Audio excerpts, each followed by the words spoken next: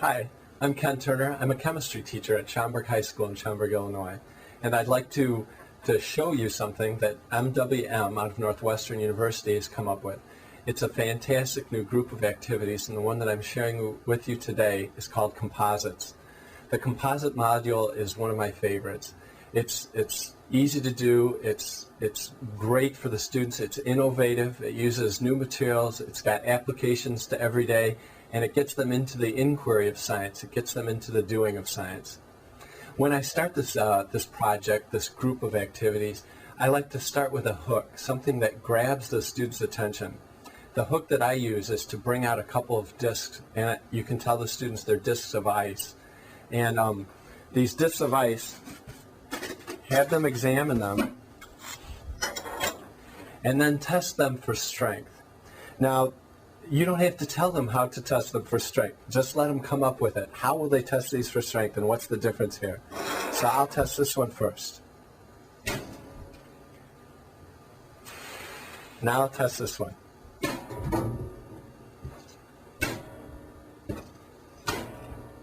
This one's a little bit harder to test for strength. And they will find the same thing. They're going to find the same thing. And Mr. Turner, what is it that's different about this one? I can see it even looks different. When I look at it, it looks different. It feels a little different. What did you do different to this ice?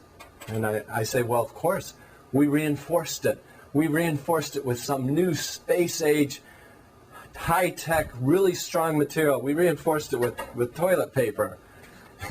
And the students see this is the hook. They're going, how can you make something so strong just by putting ice and toilet paper together? How does this soft, fluffy material end up being so strong with this composite, with this ice? And that gets them into it. And then you can go about teaching the science of composites. And the way I like to do it then is I'll start using the word composite, and somebody asks me, well, what does a composite mean? Well, I like to say a composite means you've got at least two dissimilar materials joined. All right? In this case, it was the ice and the toilet paper. From this, you can show them maybe even just a short definition of, from the pages of the manual, you can show them the particulate composite, the laminar composite, and the fiber reinforced composite. And from that, you can start listing, well, what are some of the examples of composites? And then maybe they'll do a composite search. Maybe you'll ask them to come up with some composites that they might have experienced that might have a look of something like that. You don't have to give them much more direction than that. Even if they make mistakes in coming back to you, you can leave this for an overnight assignment. Even if they come back with some mistakes, it's okay, because you can go over those mistakes in the discussion that follows. But the thing that should come out of the discussion is how pervasive these composites are. They're everywhere. If they look and they see a concrete street or an asphalt street, they'll see the materials embedded in the concrete or reinforced concrete. They can't drive down the street without having composite materials on their car. They use sports equipment. Kids. Every kid has a favorite sport. They'll see the racquetball and the racket for a tennis racket or a badminton racket or a racquetball racket. The shoes that they run in, the shoes that they walk in, the shoes they buy just for being at school or going to where they hang out. Archery, completely different bow materials now, completely different ability of the bow. The golf shaft.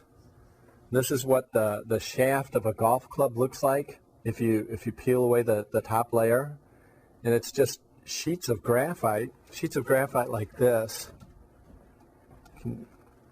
And it's just these sheets, these plies, woven together in different patterns to determine the strength and the rigidity, the flexibility. They can make, with composite materials, they can make cardboard so strong you can walk on it. They make your bike helmets.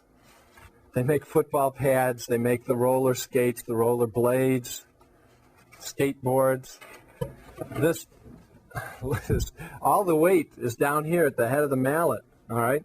All the weight's down here. This whole handle is a composite material. It's extremely lightweight, but stronger than the wood they used to make it out of. So it's lightweight, it's rigid, it's strong, the properties you'd want for that. Fishing rods. The poles of the fishing rods are now composite materials. You can hardly look anywhere in the sporting world and not see it. They attribute some of the records of the Olympic pole vault to the new materials of the pole that they're using. Space-age materials being used by NASA, both in their testing and their actual vehicles. The shuttle, the propulsion, are full of composite materials.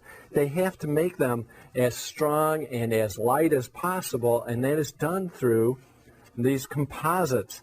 Bondo for your car is a composite material. The airline industry, you can see where they'd have to minimize their weight and maximize the strength.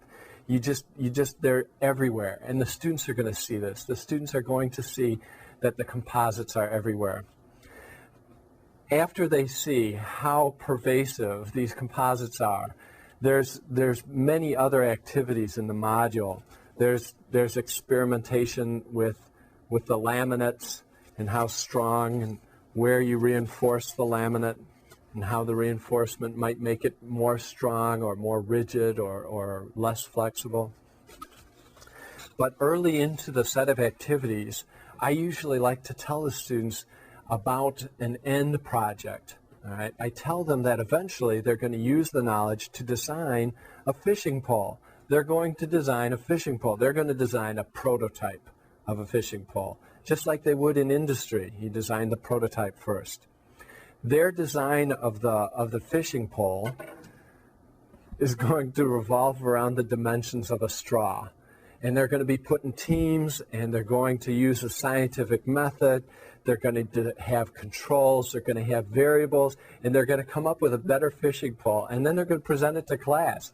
And they'll present it to the classmates will present it to them. And then, this fishing pole design, then they'll go back and they'll design again. And this gets the students away from just learning what the scientific method is and to doing the scientific method. They'll do the science. They'll do the design. They'll do the redesign. They'll do the testing. They'll do the experimentation. They'll do the science. You've got to get the composite module. You're going to love the way you teach. The kids are going to love the way they learn. You're going to be asking for more. They're going to be asking for more. You got to get it. Thanks.